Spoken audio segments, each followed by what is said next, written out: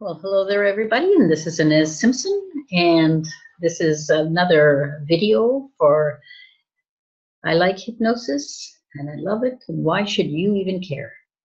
I don't think that's the exact words, but that's the gist of it.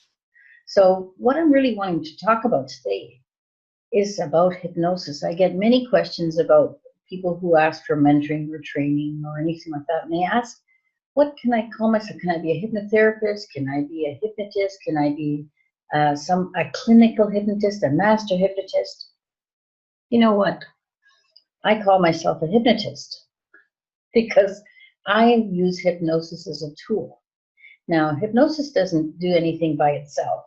It is not going to cure anything, not going to change anything, not without access to the human who really desires change and is willing to do the change.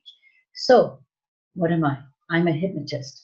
I help them get into the right place where they can access the material that needs to be shifted to change. So, what happens normally is we have our human body. The body heals things. You know, you make a cut on your hand.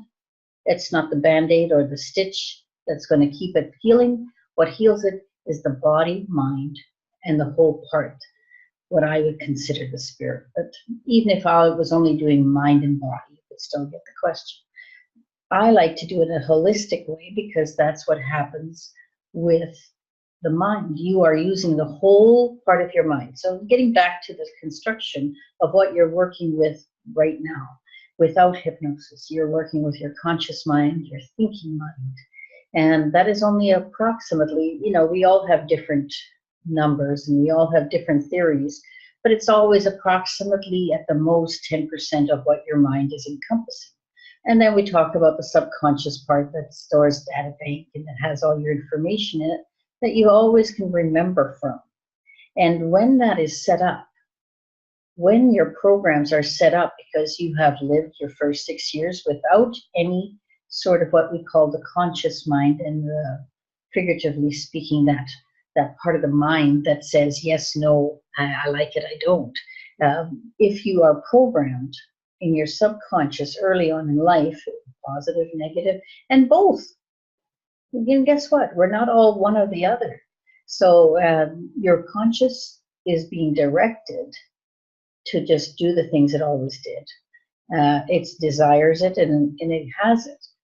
So the subconscious mind is just a data bank that uses its way of what is known to do to keep living. The trouble with that is that sometimes it no longer works for you. For example, I like to use that one of the one that says, I have a headache, Mom. I don't really feel like going to school because I didn't study and I have a test today.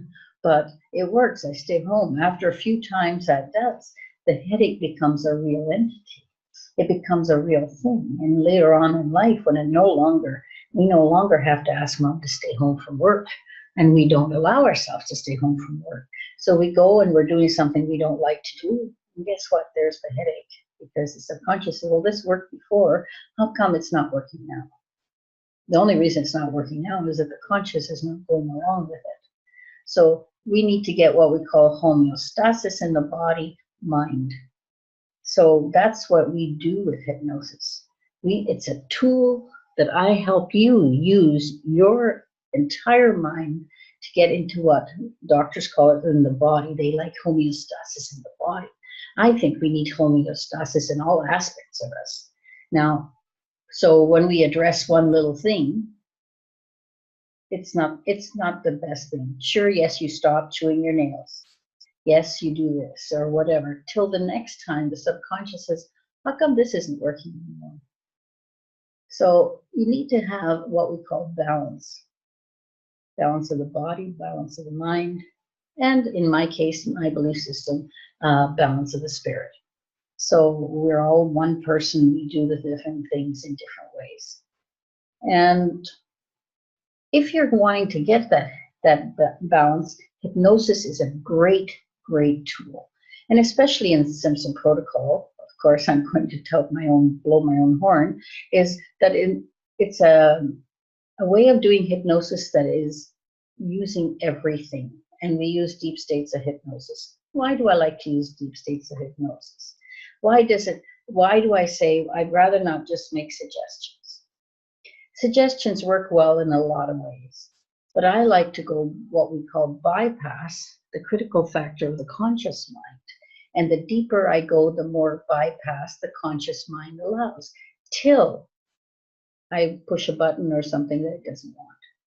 So as long as I'm going along with you, attaining what you want, then we use that deeper levels of hypnosis. Because no matter what, you will always protect yourself against things you don't want. So you will reject them. And it's possible. That's why I'm saying it's not a cure-all. What's a cure-all is only that you desire change and that you implement change through using access with the tool of hypnosis to go in and do those changes that you want. Okay, and the other thing I really like is that I teach you self-hypnosis. The self-hypnosis part is something that you maintain your homeostasis, you maintain your balance, you change other things to keep upgrading yourself. It's like updating your computer, you continually update it. So yes, you can get a lot of free stuff at esdeleinstitute.com and check it all out, especially the mentoring and the free stuff. But what I really want you to understand is that you can have this tool and it can do all kinds of things for you. For example, we can change the way the body reacts to life, to dis-ease, so to say, or anything that you create in your life. And you know, people put that way, and it is true. But I want you to understand that it wasn't necessarily by choice. It was because of what happened in your life, your reactions to life, all those things. So anyway, I'm going to get ranting again, so I think I better just stop there and tell you, yes, go see Esdel. What am I saying, Martin? esdelinstitute.com. And everything that you need to know, you can ask there. You can also ask me, and I'll do another ranting little video